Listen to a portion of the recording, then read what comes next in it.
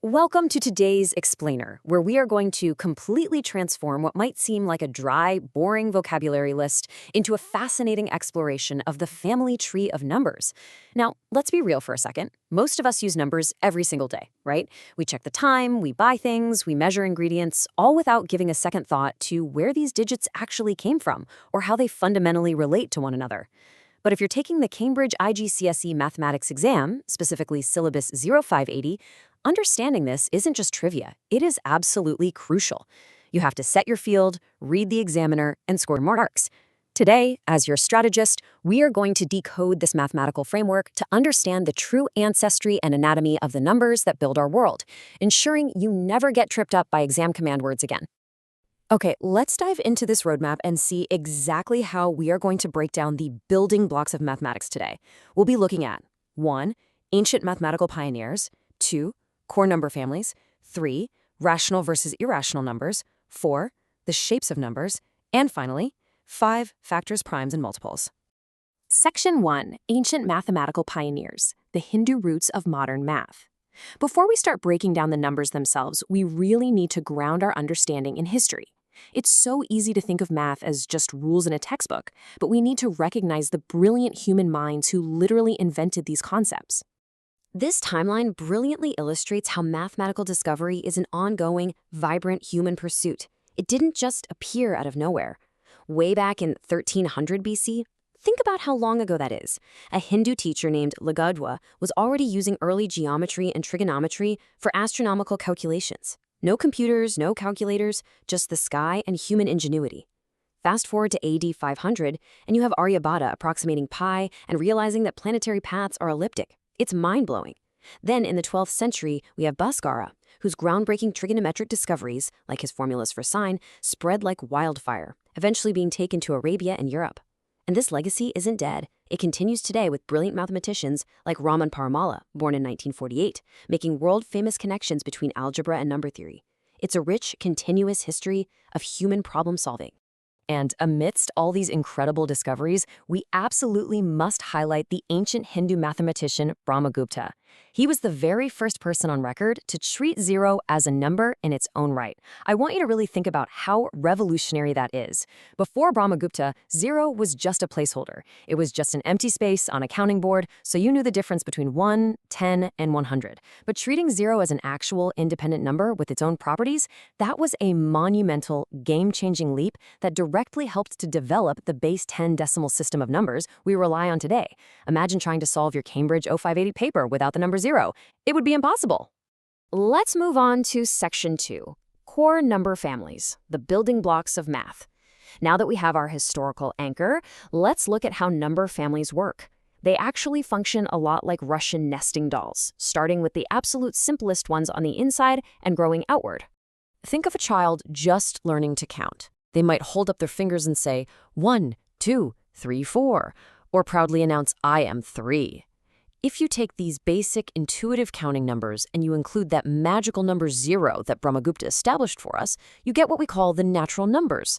It's the most fundamental set we have, 0, 1, 2, 3, 4, and so on, upwards to infinity.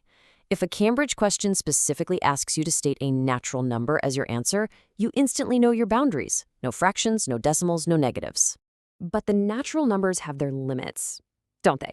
What happens on a cold winter day when the temperature drops 6 degrees from 4 degrees? Or what happens if your bank account goes into overdraft by $200? Natural numbers can't help you there. We need negative numbers to measure those realities. When we combine all the positive whole numbers, all the negative whole numbers, and 0, we create the set known as integers. Now, really quick, before we continue, subscribe to our YouTube channel, Ace the Exams, at acetheexams_IGCSE to excel in your Cambridge examinations. Click that subscribe button and hit the bell icon right now. Getting these basic definitions locked in is exactly how you jump up a grade boundary. So the crucial takeaway here, the nesting doll concept, is that every single natural number is automatically an integer. The integers are simply an extension of the natural numbers. The invention of negative integers just expanded our mathematical toolkit to describe the physical world, giving us positive integers stretching infinitely in one direction and negative integers stretching infinitely in the exact opposite direction. That brings us to Section 3, Rational versus Irrational Numbers, filling the gaps. Let's see how math handles those messy, infinite spaces that fall exactly between our clean whole numbers. Now, this is a section where I see students lose marks all the time. If a child says, I am 3.5 or 3.25, they are using a rational number. Rational numbers are essentially any number that can be written cleanly as a fraction where the denominator isn't 0.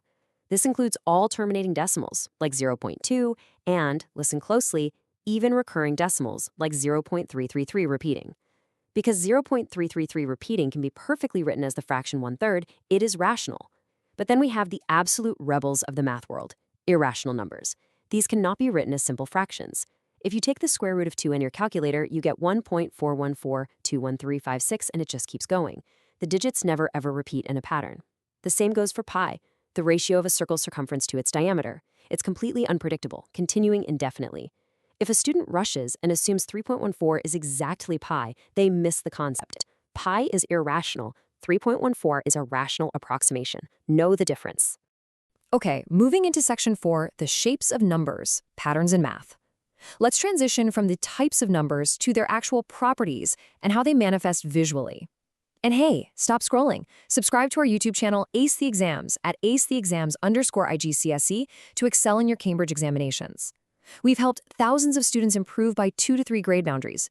Join them right now by subscribing to @theace_the_exams_IGCSE and turn on all notifications so you never miss our weekly exam strategy sessions. All right, let's look at some shapes.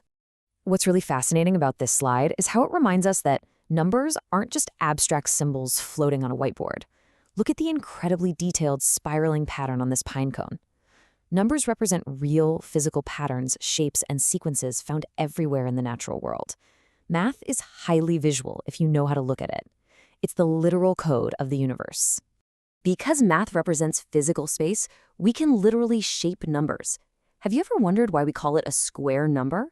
If you take 3 and multiply it by itself, 3 times 3, you get 9.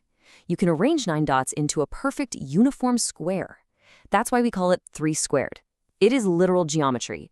If you do 5 times 5 times 5, you get 125, a cube number, which would form a literal 3D cube of dots. And then we have triangle numbers. If you arrange dots into a growing triangle shape, adding a new row to the bottom each time, you get sequences like 1, 3, 6, 10, 15. The numbers themselves hold geometric properties that examiners love to test you on in sequence questions. Section 5, Factors, Primes, and Multiples, Breaking Numbers Apart. For our final section, we are going to look at the practical, everyday tools used to dissect numbers and break them down. You can think of prime numbers as the absolute, indestructible building blocks of math. A prime number is one whose only factors are 1 and itself. They cannot be divided any further cleanly by any other integer. And here is a huge tip. Write this down. The number 1 is not considered a prime number. Cambridge examiners love throwing 1 into a multiple choice list to trick students who are rushing. Don't fall for it. Finding these indestructible blocks is actually an incredibly satisfying puzzle. If you systematically take a 10 by 10 grid from 1 to 100, you can use a pure process of elimination. First, you cross out 1, because as we just established, it's not prime. Next, use circle 2, but cross out all the other even numbers because they obviously divide by 2. Then use circle 3, but cross out every third number after 3. Continue doing this with multiples of 5, 7, 11, and 13. When you finish crossing out all those multiples, the numbers that are left standing untouched on your grid, those are your prime numbers. It's a visual, logical filter that reveals the hidden architecture of our counting system. Let's slow down here to see how we write a number like 24 as a product of its prime factors. This is a guaranteed 2 or 3 mark question on most papers. We want to break 24 down into those indestructible blocks we just found. We do this by simply dividing by the smallest primes in order until we hit 1. Step 1, 24 divided by 2 is 12. Step 2, 12 divided by 2 is 6. Step 3, 6 divided by 2 is 3. Now 3 doesn't divide by 2, so we move to the next prime. Step 4, 3 divided by 3 is 1. Boom, we're done. We are left with our prime factors, 2 times 2 times 2 times 3, or simply 2 cubed times 3. That is how you secure top marks. Now, when we compare two different numbers, we often need to find the highest common factor, or HCF. Let's say we have 12 and 18. By methodically listing out all the factors that go exactly into 12 and then listing out all the factors that go exactly into 18, we can easily spot the ones they share in common. Looking at our lists, they both share 1, 2, 3, and 6. Finding the highest common factor then becomes a very simple logical process of just looking at that shared list and picking the highest number. In this case, it's 6. This is exactly the tool we use when we want to simplify fractions to their lowest terms or divide different quantities into equal-sized groups. Conversely, instead of breaking numbers down into factors, we can look at how they build up. The lowest common multiple, or LCM, looks forward, finding the smallest possible number that your starting numbers can both divide into perfectly. Remember, multiples are just the numbers in a times table.